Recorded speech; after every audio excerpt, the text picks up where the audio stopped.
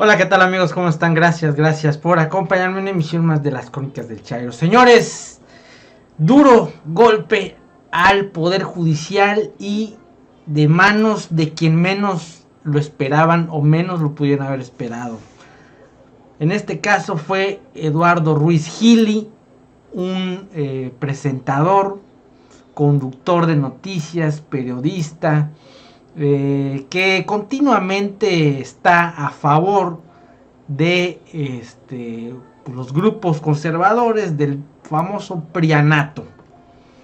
Y en este caso, acá la noticia es que este personaje estalla y habla de la podredumbre del poder judicial, que en estos momentos está imperando en el país y básicamente es la única arma de los conservadores, pues para poder realizar o a través de ellos pues cancelar o pues de que los proyectos de nación del presidente Andrés Manuel López Obrador no se lleven a cabo.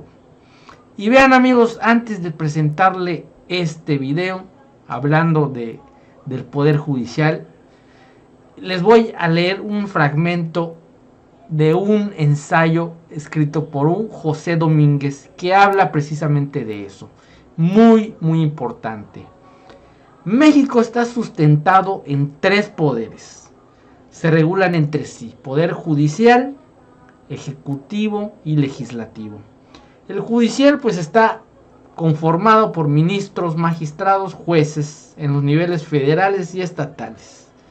Legislativo, pues bien ya conocemos, diputados, senadores, y la cabeza del ejecutivo que viene siendo el presidente de la república.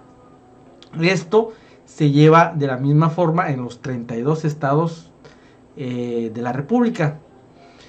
El poder judicial, hablando ya directamente, tiene un procedimiento extraño y oscuro, ajeno al escrutinio público. Una buena parte de los ciudadanos sabemos más o menos qué hacen los gobernantes. Sobre todo ahorita a través de las redes sociales ya prácticamente nada está a la imaginación. Pues sabemos qué hacen diputados, senadores, lo malo, lo bueno a través de las críticas, de declaraciones, videos, etc.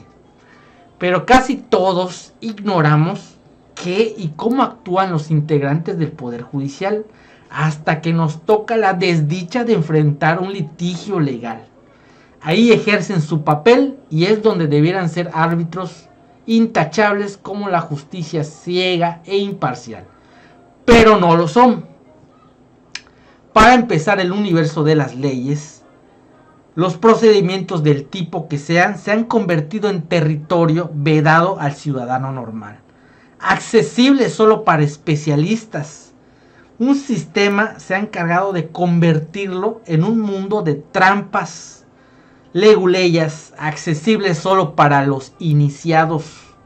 Todo mundo dice y sabe que si no quieres perder un juicio por daños, ser encarcelado, fraudado por empresas inmobiliarias, estás obligado a contratar un abogado o a tenerte a la defensoría de oficio, que de poco sirven. ¿Ok? Los abogados encumbrados, un contubernio con jueces y magistrados, son los únicos que saben cómo funciona este sistema legal. Trabaja claramente como un segmento más del crimen organizado. Por eso las cárceles están llenas de pobres. Todos sabemos que los juicios y procesos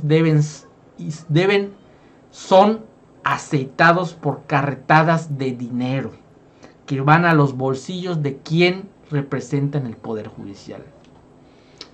Existe una larga lista de decisiones extrañas de jueces y magistrados, contra todo sentido común y la más elemental de las justicias: la liberación de Rosario Robles, el amparo de Daniel Arismendi, el mocha orejas, el amparo del exgobernador de Tamaulipas, Cabeza de Vaca, acusado de lavado de dinero, de recursos de procedencia ilícita y aliado al narcotráfico. Bueno, la liberación de una cuenta congelada por 745 millones de dólares por Cristina Pereira Gálvez, esposa de Genaro García Luna, el mismo día que fue declarado culpable y sentenciado por colusión con narcotraficantes, quien huyó de inmediato. El amparo para disponer de sus cuentas bancarias a Luis Cárdenas Palomino, operador de García Luna. Por todo el país se multiplican casos de liberaciones y amparos de delincuentes, muchos de ellos detenidos en infraganti, pero con carretadas de dinero para el Poder Judicial. La sociedad mexicana sabe que hay algo o mucho que huele mal, no por nada su confianza tiene un 40%, mientras que el del gobierno federal recibe más del 60-70%. La Guardia Nacional 65% y en la cúspide la Marina y el Ejército con un 71%. Entonces, que los integrantes del poder dejen de ser designados de manera elitista por el presidente y el Senado y sean sometidos al ácido de la elección popular con la votación de los ciudadanos, que hay que decirlo, quien lo propone es el presidente Andrés Manuel López Obrador.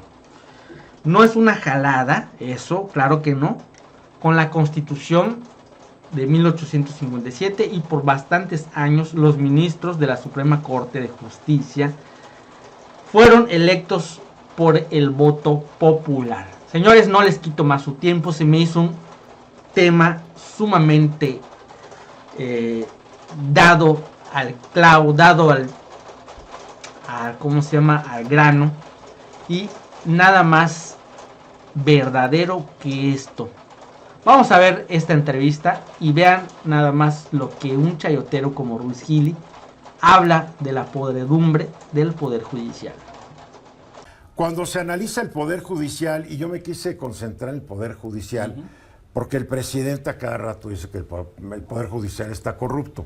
Y que es muy importante aclarar que el Poder Judicial no solamente es la Suprema Corte de Justicia de la Nación. Son todos los tribunales, son todos los juzgados, tanto a nivel federal como los estatales. Y tiene razón el presidente. El Poder Judicial en México está bastante corrupto y bastante podrido. Dice el reporte: en el laberinto de la justicia no son solo los jueces, magistrados y ministros quienes tienen responsabilidad por los enormes niveles de impunidad. Está claro que las fiscalías y ministerios públicos juegan un papel crucial en la lucha contra la delincuencia y la impunidad, pero no se puede deslindar de la responsabilidad a los impartidores de la justicia.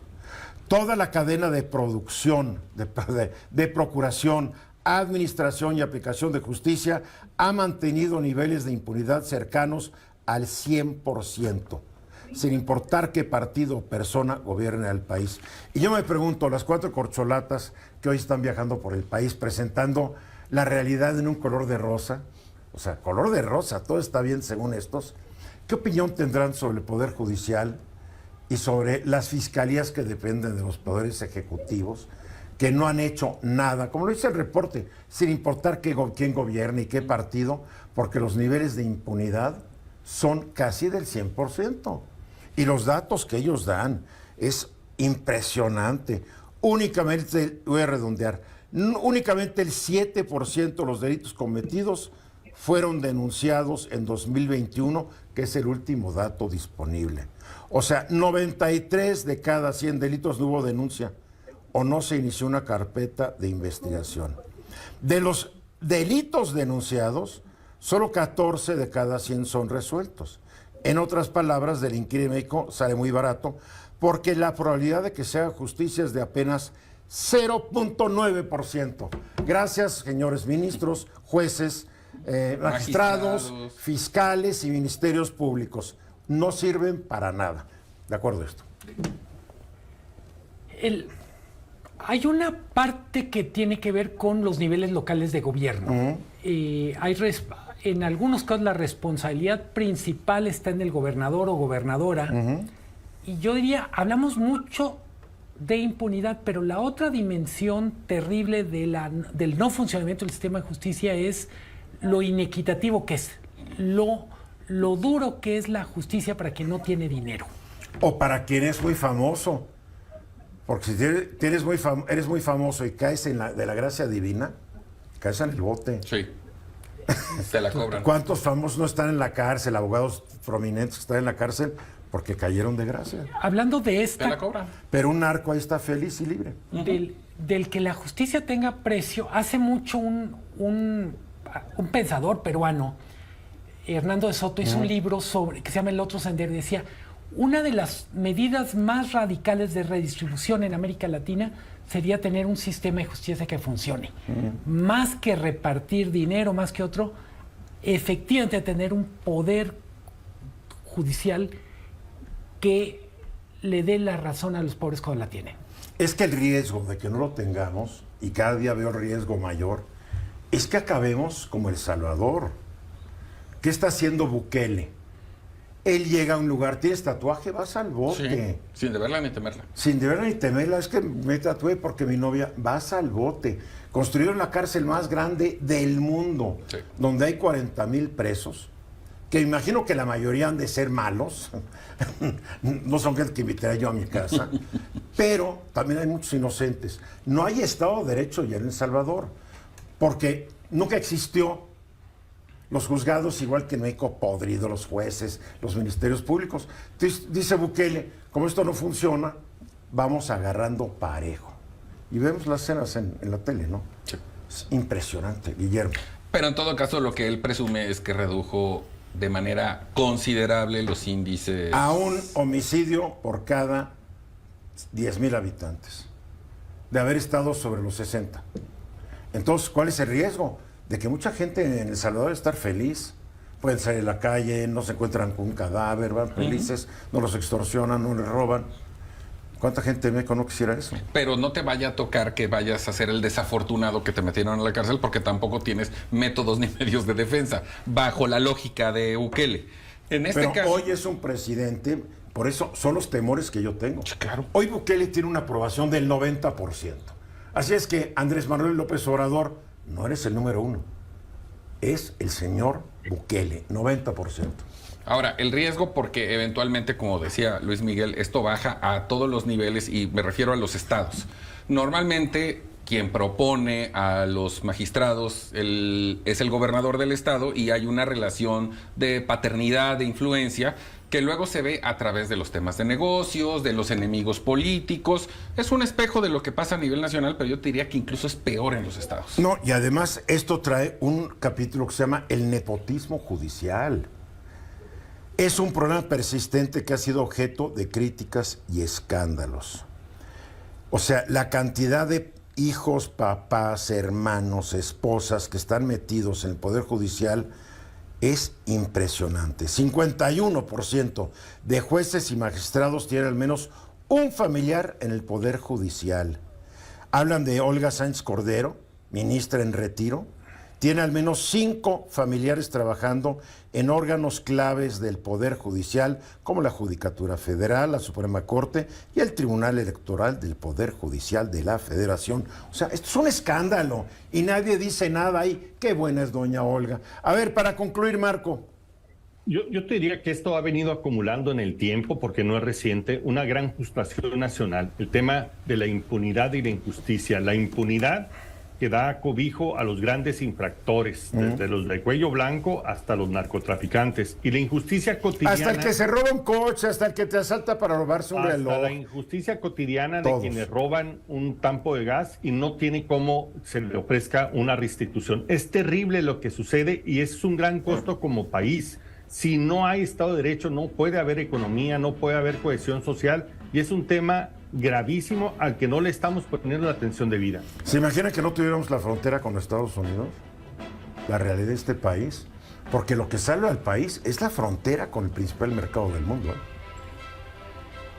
A ver, Si estuviéramos en Sudamérica, quién sabe si no estaríamos como Argentina. y mucha gente que hace bien sus cosas. Mensajes.